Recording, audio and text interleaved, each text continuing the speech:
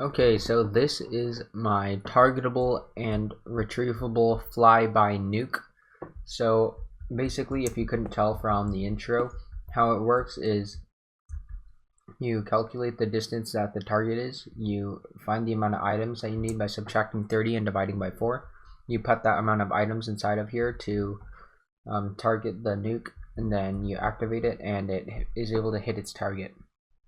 And since it keeps flying by, you're able to retrieve it to reuse the materials. So I'll show you how to build it. Okay, so if you want to build this, these are the materials you're going to need. So these are for the launch pad, and these are for the actual missile part. So to get started, we're going to start with this bottom section because it's easier to build from the bottom up.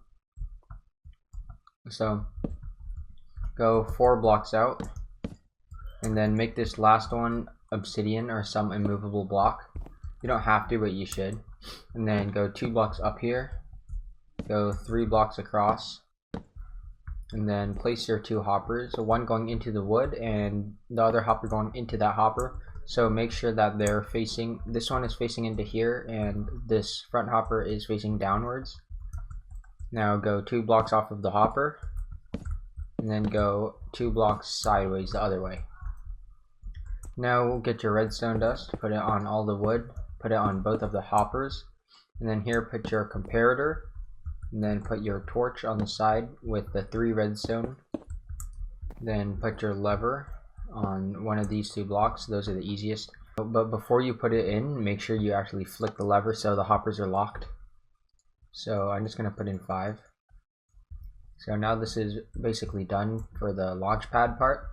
So it should look something like this. So now we're going to get started with the actual missiles. So to get started, get your slime blocks and put 2 coming out of the obsidian. And then place your sticky piston facing this way and an observer facing towards the redstone. Make sure that the face is actually facing towards the redstone dust, or else it's not going to work. And then get 2 slime blocks out here with a 1 block gap, sticky piston here, and place an observer facing upwards so that the face is going up and the redstone output is going into this piston. And if you can't get this angle because you're building it in survival, I would bring a water bucket so you could splash it here and swim downwards and get the right angle. Then after this, get obsidian to block it off until you're ready to fire, and place your block of redstone. This is the redstone block that actually activates the top rocket. So now for the top rocket, start with some slime blocks, go diagonally up from the redstone and 3 across, so it's like this. And then get your observer facing here with a sticky piston facing backwards, and then finish this section off by placing filler blocks here, a normal piston right here, delete those, then add 2 slime blocks, your rail, cobblestone wall, and obsidian or some other immovable block to prevent it from going forward until you're ready. And then from this sticky piston, go 3 blocks out and 2 blocks out, so it's like an L shape, like this. And then get your sticky piston, make sure it's a sticky piston, and then place your observer on top of here. Then place some sort of filler block, place your piston, delete the filler block, and place your block of redstone. So this is what it should look like from above. And now once you're ready to fire, double check first thing. Just make sure you have enough items here for the proper calculation. Load up your minecarts. Delete both immovable objects.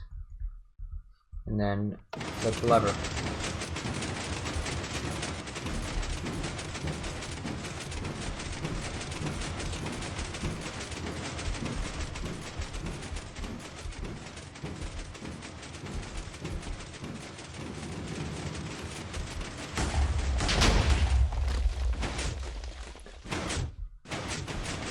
As you can see, the missile escaped easily, so now if you want to be able to retrieve the missile, all you have to do is before you launch it, just put some sort of obsidian barrier or some immovable object barrier so that the missile is stopped.